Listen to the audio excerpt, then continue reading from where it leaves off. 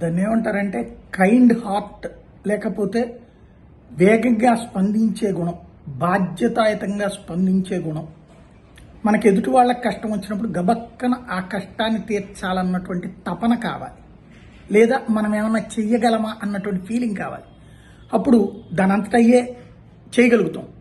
అందులో కాస్త ధనము, పలుకుబడి, పదవి ఉన్నటువంటి వాళ్ళు మరింత చేయగలుగుతారు. కానీ అలా ఉన్నటువంటి వాళ్ళకి ఆ మానవత్వం లోపిస్తుంది.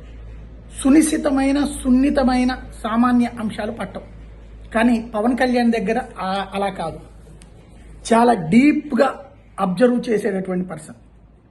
అల్లూరు జిల్లా మండలానికి సంబంధించి పెదపాడు దగ్గర మొన్న వెళ్ళినటువంటి సందర్భంలో ఆయన అక్కడ ఈ అటవీ ప్రాంతానికి వెళ్ళారు కదా, గిరిజన ప్రాంతాలకు. ఈవెన్ అక్కడ నక్సలైట్ల ప్రాబ్లం ఉంటుంది, మీరు ఇక్కడ ఉండొద్దు, స్టే చేయొద్దంటే కూడా డేర్గా అక్కడ ఉన్నారన్నటువంటిది ఆ రోజున మాట్లాడుకున్నాం.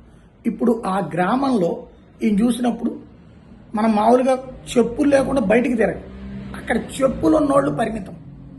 ఎందుకు లేవు అంటే ఆ డబ్బులు అంత పెట్టేవారు కొనుక్కుంటారు, అంత కష్టం. మరి ఈ ముళ్ళు ఇవన్నీ అంటే అలవాటు అయిపోయింది ఈ అడవిలో అని.